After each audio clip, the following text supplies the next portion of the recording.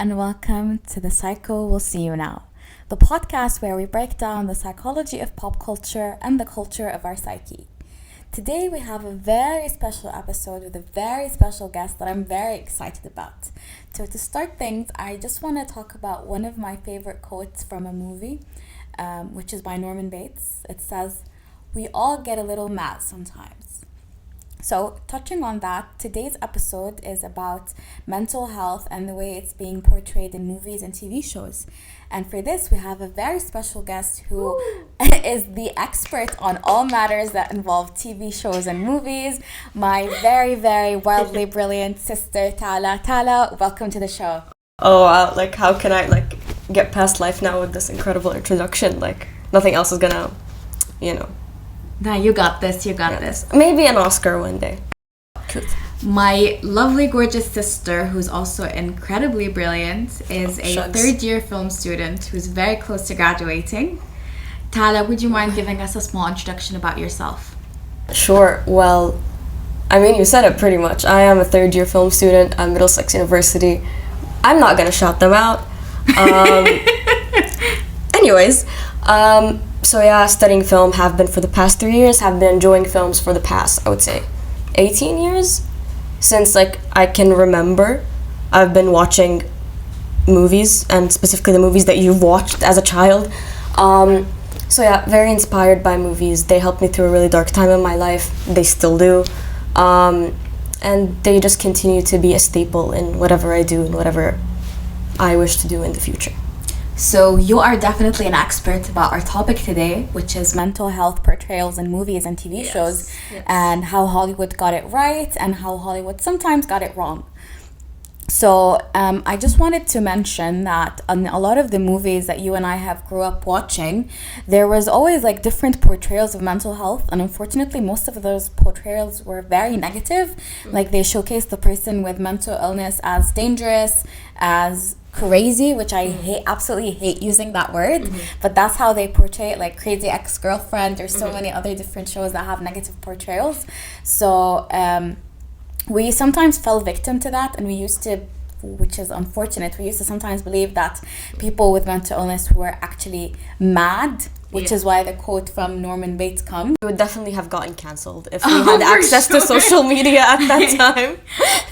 I always like to believe that watching movies and TV shows was our special sisterly bonding time. I'm glad you think that, because that was not the case for me.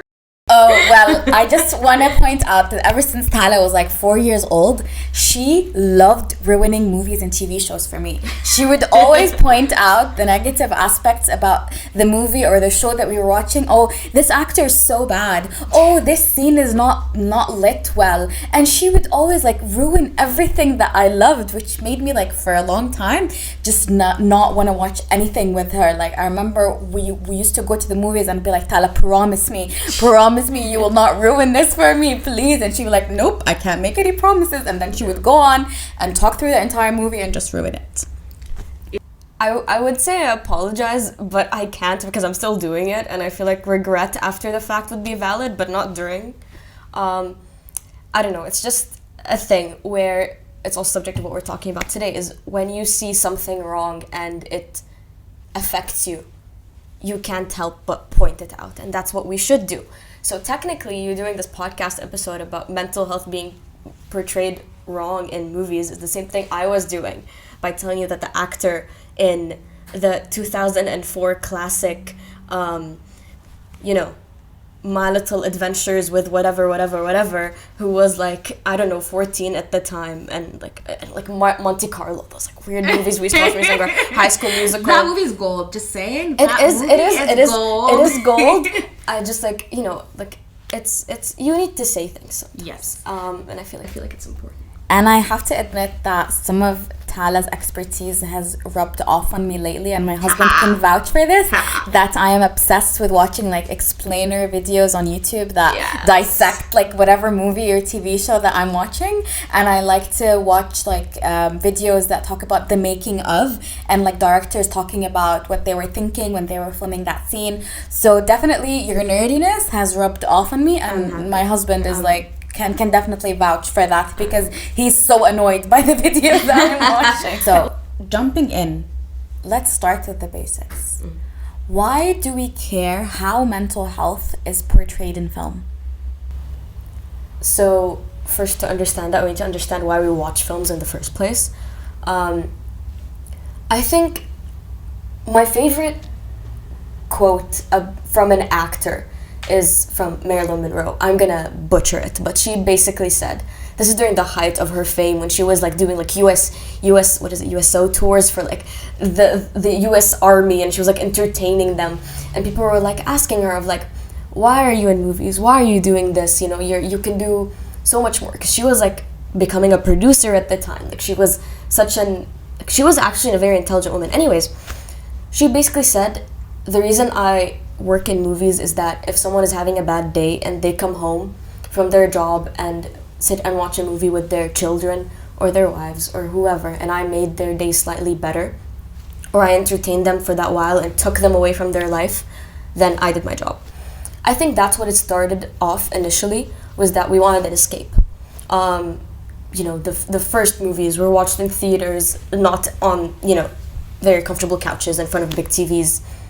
They were very rare, they were silent, there was not much to identify with at first. It was just like a spectacle of, oh, like, if you put a bunch of images in front of each other and like you move them really fast, they create like moving pictures, which is what it ended up being called. Yeah. So first it was a spectacle, like how we view AI today, of like, oh my god, if we type a bunch of words and send them, it'll create something. Yeah. So it was such a magical thing at that point. Everyone was like being there just to like watch it happen.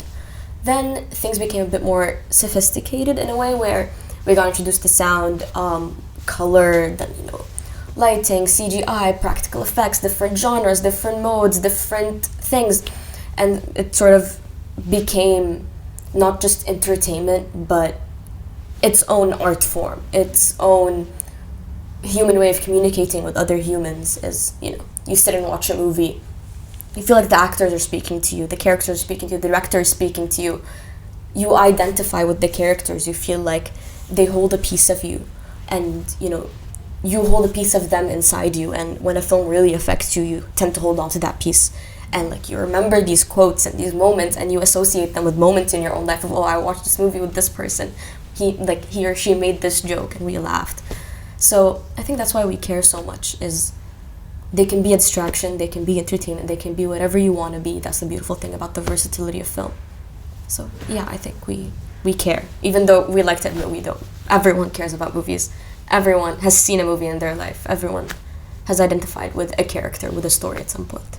That is definitely true, and that actually ties into a theory in psychology called cultivation theory. So this theory basically says that the media we consume, whether it's social media, whether it's film, whether it's TV, it actually shapes our perception of reality. Can you imagine how crazy that is? Like, so basically, if you're watching a movie that portrays people with mental illness in a negative way, or as them being dangerous, then you'll actually believe that to be the reality. Yeah. So the portrayals that we see on TVs is actually very, very dangerous, because it does change the way that we perceive our own reality. Yeah, I will say movies have been used throughout history for a lot of propaganda as well. For sure. One negative aspect, if you choose to say, but I completely understand where you're coming from. I completely understand. That is a very smart way of putting it, that we are susceptible to that sort of manipulation, because it is emotional manipulation at the end of the day. We as filmmakers, or I, from my personal experience in film school, we sit in like 5-hour lectures, and there's just one slide on the screen, and it just says how to influence your audience, and we're just sitting there for 5 hours trying to think of how we can manipulate you into thinking the way that we want you to think, feeling the way that we want you to feel. And every single part of film goes into manipulating the audience. The certain song that we use, when we fade it in, when we fade it out, when we make one instrument louder, when one sound effect is lower or higher on the register than the other, what you hear first, what you hear last, you know, the different lighting, the way the camera moves, the way it doesn't move, the way the actor says something, the way a word like is pronounced, or the way that a sentence was written. It's all intentional. Everything is meant to manipulate you. Sometimes it is for the greater good, just to make you attached to the character, to make you attached to the character, to make you follow along with the story and be entertained by it. It is all necessary part of watching a movie. You need that engagement. You need that foot in the fake world in order to become a part of the experience. I have a very interesting and kind of sad statistic. Oh no. That is caused by you guys, the filmmakers. So in movies and TV shows, 63% of portrayals of people who have schizophrenia are portrayed as being violent. So basically you are shaping people's perception that anyone that has schizophrenia is violent, but the truth is that people who have mental illness are more susceptible to have violence occur to them rather than them themselves being violent. Sure. So you guys are, as you said, you're manipulating people's perception of the world, which is not very positive a lot of the time, especially when it comes to mental health. I don't want to get ahead right now. Oh my God. Let's break it down and let's dive deeper into the topic. Okay. So I want to break down the good, the bad, and the cringy. So I want to start off on a positive note and talk about the movies and TV shows that have positively portrayed mental health and mental illness. So what TV shows and movies can you name based on your experience that have positively portrayed mental health? Well, before we kick it off, I would just like to say that everyone's relationship to their mental health is different. Every mental illness is special to that one person. Not everything, I'm sure, I don't know if this is 100% correct, feel free to correct me. Mental illness manifests its way differently. Definitely. Mental health many people. It's always on a spectrum, regardless of what disorder we're talking about. So no two people have the same symptoms, and this is even in the DSM-5. You cannot diagnose a mental illness or disorder based on 3 symptoms. There's always a huge list of symptoms, and you just have to pick 3 to 5 of them in order. You have to have 3 to 5 in order to be diagnosed with this disorder. So we can have the same thing, but it could not manifest in the same way for both of us. So saying that, me speaking about the films that I found to have correctly portrayed mental health could be different to another person. I'm speaking as a person, also as a filmmaker. But again, mental health is such a wide spectrum. Definitely. And people perceive it in such different ways that something that I might find is valid might not be valid to someone else, because, seeing a mental illness that I do not have being portrayed, I might be biased to think of it, in a certain way. Where it might not be the actual experience that the person is going through. So I'll start off with, one that you and I were talking about a while ago that I've been convincing you to watch, which is BoJack Horseman. I watched that show at a very early age. It's just a staple for how depression can manifest at a later age, and you don't notice that things are wrong until they actually go wrong. And that show is so beautiful in the way that it tackles the mental health of all of its characters, and it portrays such a wide spectrum of mental illnesses and mental struggles related to everything from depression, substance abuse, anxiety, OCD, literally everything, body issues, related struggles, with mental health, how those two, how mental health and body image issues influence each other. So I think it's it was beautifully written, performed, animated, everything. Definitely recommend it. It will destroy you and build you back up again. Another one is Eternal Sunshine of the Spotless Mind. I think that movie evades the typical manic pixie dream girl narrative and sort of portrays complex people experiencing complex emotions and struggle with their mental health, especially after a breakup. Which, you don't see a lot of nuance in that in movies. Unfortunately, it's always someone is heartbroken, so they stay in bed and cry their eyes out, and it's just depressing and sad. And that's very basic. Or someone puts on heels and goes to a party, and whatever. Yeah, they're just fine. They go over fine. The breakup in 5 minutes. You go girl. You go girl, honestly, but those two are the ones that come to mind. There's a couple more, but unfortunately, it is very few and far between that you find that actually are capable of portraying mental health accurately and are able to strike a chord with an audience and are able to pay respect to these characters, not just as characters, but also as human beings, and pay respect to their struggle instead of like glorifying it, which is I think we should talk about, is like the glorification of mental illness, especially in women. Oh, definitely. That's so true. I wanted to give my nerdy psychological opinion, and I think one movie that perfectly portrays mental health is shockingly Inside Out. Oh, I forgot Inside Out. Like, we Iconic. watched it when it first came out. We were like pretty young, and like we were very surprised by how like memory was portrayed, how pruning was portrayed. But it really hit the mark when I was in university. We actually studied the movie and broke it down in my neuropsychology class, because it very accurately portrayed memory, and how like if you don't recall memories very often, then they tend to just disappear. Like in the movie, when they were disappearing into this empty lot where all the old memories would go to. Where Bing Bong went? Yes, where Bing Bong went. Yes. Bing Bong. Bing Bong. You will forever be missed. And also another thing that it portrayed is like when you go through different developmental stages in life, you have like a huge number of neurons in your brain when you're first born, and every couple of years when you're going through a certain developmental stage, what happens is most of your neurons, they actually go through something called pruning. So they become less and less, because like you have, let's say you start off with 10 million neurons in your brain, and then you're not using all of them, and you don't need them for this certain developmental stage. So what happens is called pruning. So they prune and they disappear and they no longer exist, which is why like kids, for example, when they're 2 years old, they have like the terrible twos, and then when they're teenagers, they go through a lot of rebellious phases and stuff like that. So that is related to that, and Inside It actually like perfectly portrays it, because if you remember, Riley was going through puberty, so a lot of her brain was going through a lot of changes, and one of them was pruning. Wait, so correct me if I'm wrong, but like I remember this in science class. Like neurons, like they don't regenerate. Yeah, they don't. So like they're gone forever. Okay, that makes it so depressing. Like think about it right now. Like your neurons are dying. Yeah.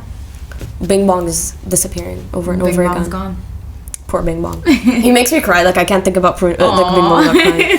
Anyways. I wanted to shout out another. It's actually a certain episode from a TV show called Water and Love. I don't remember exactly what the episode was called, but it was one of the most fascinating episodes I've ever seen. It talked about this woman who suffered with bipolar disorder, and it portrayed it in such a beautiful, artistic, cinematic way that was also very down to earth and very realistic. And I remember when I watched it, I was also still in uni, and I was learning about bipolar disorder. And then I saw this portrayal of it in this TV show, and I was like, oh my god, this is such like a close to accurate portrayal of what people with that disorder have to go through. Because usually they show people with bipolar disorder as people who are like crazy, people who like have uncontrollable behavior, the saying people like who this are person dangerous. is bipolar. Yes, using bipolar as a way to describe someone, noun. it's like, it's completely ridiculous, and I'm so against that. It's like using the word crazy, which I'm completely against. But in that show, they didn't showcase the woman with bipolar disorder as being like crazy. I mean, they did dramatize some aspects of it, but it was for the purpose of serving like how she felt when she had like manic episodes, and how she felt when she had the depressive episodes. And there was this down to earth moment where she was talking about one of her co-workers, about what she was going through, and she was like talking about her diagnosis and how she feels about it.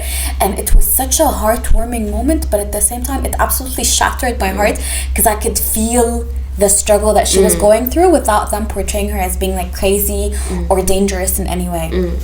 The positive sides, that they've raised awareness, they let people know that these disorders exist, they let people know that people, like some people who are struggling with mental health, doesn't make them dangerous or violent in any way. It's just an illness that they have to go through, which is like, if you have any illness, it's the same thing, whether you have like cancer, diabetes, whatever. Having a mental disorder is the same thing, but just because you cannot physically see it with your eye doesn't mean it's not real. So it's good that some portrayals 100%. Help raise awareness and educate people about mental disorders and mental health. 100%. So now we have to switch over to the other side, and we have to talk about movies that did not quite hit the mark. Joker. Joker. Hate Joker. I hate it with every fiber of my being. I know the film bros in my uni will disagree. Be like, what are you talking about? He's so badass. Shut up. Shut up. I'm not gonna curse. Shut up. It's offensive in a way where it's like they're portraying mental illness as justification for acts of violence or glamorizing it, where like, oh my god, this person has mental illness, that's so cool. It's not cool. It's difficult, it's hard, it's, sometimes debilitating. So like, I'm gonna rant about that movie because like seeing someone who commits act of violence, is extremely mentally ill, who does not get the help that he needs and instead is glorified for being in the bad place that he is mentally and physically and emotionally. And I don't think that was the movie's maker's intention, because going on and reading the interviews with the director and other people, especially Joaquin Phoenix, their intention was not to glorify the man. It's to show how violence begets violence and how mental illness affects someone in modern day society when there is no safety net to fall back on in terms of proper mental health treatment for underprivileged minorities or underprivileged groups or people that aren't as well off. I think that sort of got co-opted by the film bros. Speaking of crazy man, I want to talk about Split. That movie enraged me. So I mean, especially you as like a psychology person. I first saw Split before I went to uni, before I understood what mental health and mental disorders were. And I just I thought the movie was so innovative. It was amazing. That it was such a shocking ending. And oh my god, this exists. I'm so terrified. And I was so fascinated by the movie. And then I went into psychology, and this is something disturbing, but they actually misdiagnosed him in the movie. They said that he had schizophrenia when in fact he had dissociative identity disorder, which is also known as multiple personality disorder. But he was diagnosed in the movie with schizophrenia? Yes, he was. I always thought he was diagnosed with dissociative. No, he was diagnosed with schizophrenia in the movie. You're kidding me. Yes. Oh my god. So schizophrenia is very wildly different than DID. So DID is multiple personality disorder, and yes, DID is caused by trauma, and that character did go through trauma in their childhood, which prompted the DID. But what is completely enraging and so far away from accurate is that people with mental illness are actually monsters. He literally turns into a monster. By the end, there's a scene where he turns into Superman. Yes. And he's jumping on stuff, and he's shirtless, and he has so many abs, and and he's just crawling. And he's a literal monster. Imagine having a disorder like schizophrenia or a DID, and then seeing a representation of yourself as a monster. How is that going to make you feel? No. How is that going to raise proper awareness among people about what this disorder entails? That is such a horrible, inaccurate portrayal. Again, propaganda. This movie should not have been made. This movie is awful. It got a sequel, by the way. It got a sequel, and the sequel was absolutely awful. Why would you do that? How are you profiting off of these inaccurate portrayals? Imagine that watching a movie like this and then not having the proper education afterwards would leave you with a lasting effect of, this is how I portray this mental illness, or this is how I view this mental illness, and this is how, if I meet someone with this mental illness, this is how I'm going to behave towards them. I should be terrified of them, and I should think of them as these violent monsters, when that's not true. They're just normal humans who happen to have a mental disorder that does not make them monsters in any way. I want to ask you your opinion on something, which is 13 Reasons Why. I watched the first season when I was younger. Yeah. And I remember beginning to read about the discourse of, how that movie influenced young people on... Okay. Before you continue, I just want to point out that that show glorified suicide. Trigger warning. I'm sorry, trigger warning. Trigger warning. That movie glorified suicide. TV show. Sorry, that TV show glorified suicide. Get your facts straight, sister. And it was marketed towards a younger audience. Yeah. Very and that devilishly audience so. is very impressionable. Yeah, very malleable. And that was a horrible thing to do.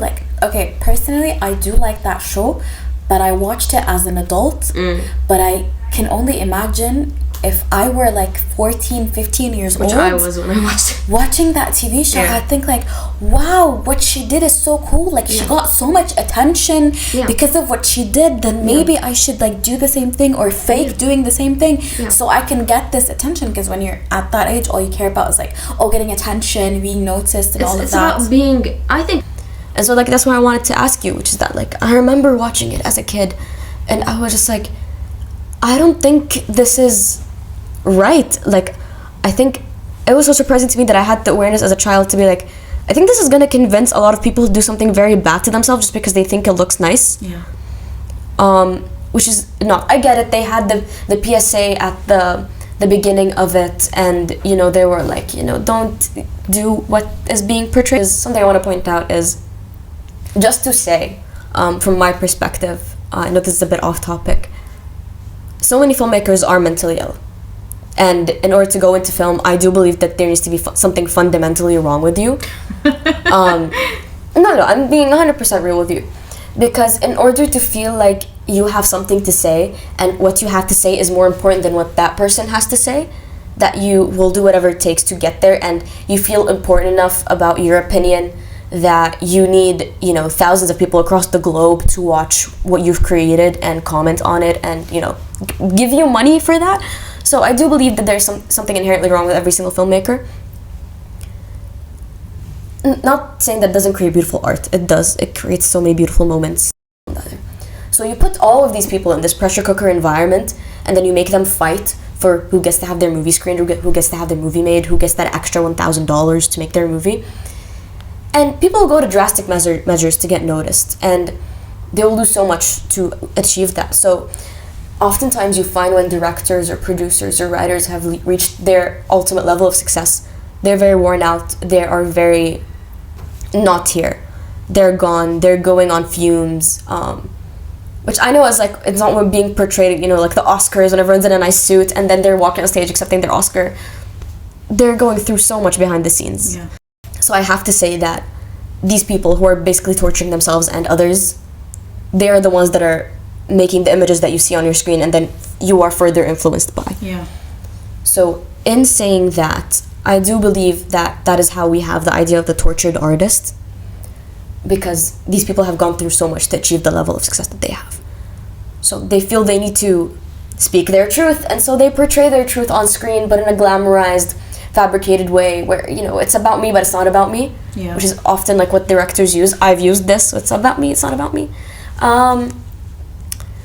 And so we end up seeing the glamorization of the tortured artist, or the glamorization of the struggle, or, you know, mental illness, just because, you know, it's cool, because these directors, they went through it, but, you know, because they're successful now, it's cool, so they want to portray it as cool.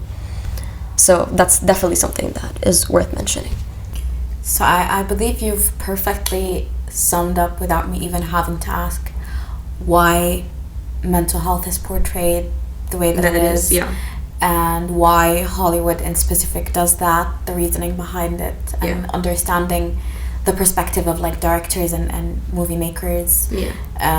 That perspective was one that I wasn't very aware of, since I'm not in the field. Yeah. But it's very interesting to learn and to know. Yeah. Okay.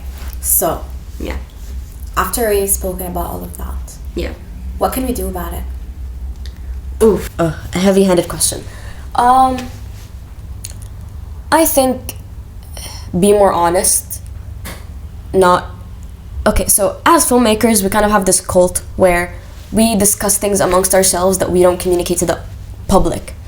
You know, you never know want to know how the sauce was made. You know, you never want to know what's happening behind the scenes. You know, even behind the scenes videos, I hate to break it to you, they're showing how they did things, but they don't show you how they did things. Oh yeah, I know that. It's all like, we accomplished this, but they never show you when the producer or the assistant director takes the director aside and they're like, you need to cut your favorite shot out of the movie because we don't have time or we ran out of money. They don't show you that moment. That moment kills you, by the way. I'm not to say anything. Yeah. I think it's more filmmakers being more transparent with their audience, and not just in real life when we're discussing projects, but also when we are creating the projects. I think that has been done beautifully in the past. I think we should keep doing it, but in a more transparent way, where my favorite quote of film of all time is, you know, about writing. It's like, it says like writing is the equivalent of walking down the street naked. That in order to reach an audience, you need to reach within yourself, rip your own heart out, tear it into two, and bleed onto the page. It sounds very dramatic. It is very dramatic. But in order to reach an audience, they need to connect with you. And so I think we should have more people that do struggle with mental illness in the writer's room, portraying their own mental illness, how they see it accurately, without being worried about how studio executives will react. I think that's a very big step in getting to where we need to be, which is letting the people that deserve to be in the room actually be in the room, and not just like people being like, oh, I heard of this mental illness, let me write a movie about it. I believe you need to have a mental health specialist on set. Listen, Hollywood, I'm available if you need me. She's available. Just She's really hit me good at up. what she does. I have an American passport. I can be there in like 12 to 18 hours, maybe. Yeah. So just hit me up. I'll be there on set. You don't even have to pay me. It's fine. But yeah, I'd be honored to help. I mean, I think you would be great at doing that job. Oh, thank you. So that's definitely something that needs to happen, is we need to actually consult the people that are going through something in order to make an accurate portrayal of what they're going through. Definitely. On the big screen. Another thing is acknowledging the spectrum, which is what you and I have talked about, is that nothing, like, it doesn't fall into either or. It's usually somewhere like from here to here, and then it's here, then here, then and it fluctuates. That's what we need to understand, is that mental health does fluctuate, but not in the way that we see in movies where like someone is down in the rut and then they get better. It doesn't work or like they're that, or they're really, really good, then they get really, really bad. It's usually up and down and then back and down and up, and it's usually like you end up somewhere in the middle, but then you go up and down, and it changes constantly. So I think acknowledging that is important. But again, that is me being extremely optimistic in the medium of film and TV, because at the end of the day, it is entertainment. It is. We are bound by a 2-hour time slot, or like maximum 7-episode limited series on Netflix. So how accurate can you get with your constraints? Which is why I believe social media exists. Yeah. It's a good aspect, but film will always be here. In one way or another. It will always portray the problems of a generation. It will always portray the things that we're going through. But they just need to get better at how they portray it. And I wanted to mention another nerdy thing here. Oh, amazing. Which is a stereotype threat. So it's basically the impacts of stereotyping. So if we are constantly stereotyping people who have mental disorders as them being crazy or violent or dangerous, imagine how that's going to impact them. That's actually going to have a lot of negative consequences on the person. It's going to impact how they see themselves, how they interact in their world. They're going to be so afraid that everyone's going to be terrified of them. So it's going to prevent them from going about their days normally. So this is a big threat that movie makers should definitely have in mind. And like, there's also mental health literacy that, you know, it's about how we perceive mental health and then how we decide to act about it. So if like in movies they portray people who are suffering with depression or anxiety or whatever, and they show this person seeking help and asking for help and trying to get better, this is going to encourage people who are actually going through this in real life to go and get help and ask for help. But I would challenge you, as a filmmaker, it's not just about portraying a good message, it's about portraying sometimes accuracy. Yes. Not everyone always asks for help. Of course not. Yeah.